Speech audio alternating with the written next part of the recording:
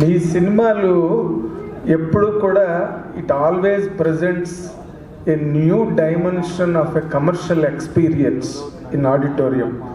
సినిమాలు సెంటిమెంటు అమ్మ కావచ్చు, ఇంకో సెంటిమెంట్ కావచ్చు, but you have never missed the commercial formula and how it reaches masses, how it reaches class auditoriums. That's a very rare blend or a difficult blend for any director or for any actor. మీరు ప్రతి సినిమాకి మీరు వెనకాతల director ఎవరైనా మీ soul ఉంటుంది and soulful డైరెక్టర్లు కూడా మీకు దొరుకుతారు. కాబట్టి మీ సినిమాల్లో నా లైఫ్ ఎప్పుడు ఉండి సినిమా కంటెంట్ బాగా ప్రజల్ని థియేటర్కి లాగే వేపుగా ఉండడం వల్లే మీ యాంటోనీ అన్న పేరుకి ఇక్కడ తెలుగు రాష్ట్రాల్లో కూడా మంచి గుర్తింపు ఉండడం అన్నది మీ అచీవ్మెంట్. ఒక రజనీకాంత్ గారు, కమల్ హాసన్ గారు, అలాగా కొంతమందికి ఇక్కడ ఉన్నది. ఆ ఆర్డర్లోకి మీరు వెళ్ళారే, that is your achievement sir. Hats off really I'm telling you.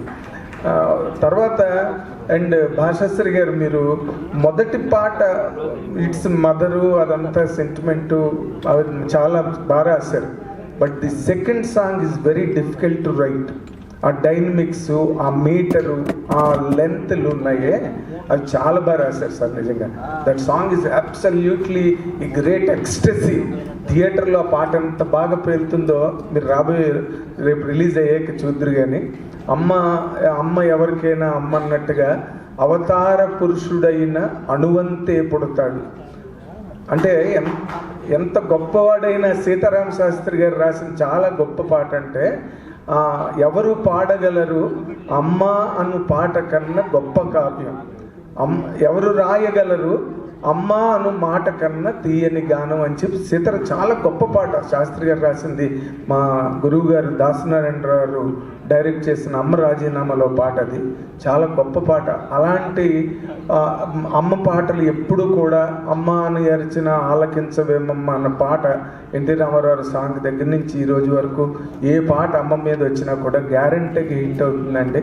Me cinema కూడా మీకున్న ఆ థియేటర్ పుల్లు, ఆ ఫాలోయింగు, దాంతోపాటు ఈ న్యూ కంటెంట్ ప్రజెంటేషను, ఇవన్నీ కలిపి మళ్ళీ, ఎందుకంటే మీలాంటి వాళ్ళే ఆ డిఫరెంట్ థింకింగ్ ఉన్నవాళ్ళు, లేకపోతే ఆ చిన్న మ్యాడ్నెస్ కావాలి. A little madness is very much required అలాంటి సినిమాలు తీయాలంటే. ఎందుకంటే ఇక్కడ మా లేడీ పవర్ స్టార్ నిహారిక గారు ఇక్కడే ఉన్నారు. ఆవిడలో కూడా ఆ ప్యాషనేట్ టచ్ ఉండబట్టే, లేకపోతే కమిటీ కుర్రాళ్ళు లాంటి సినిమా రాదు, మొన్న రాకాస లాంటి సినిమా రాదు.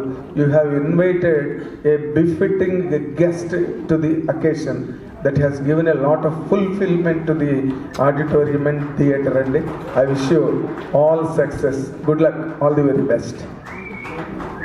Thank you, Narendra Kumar garu. Thank you so much. Yes.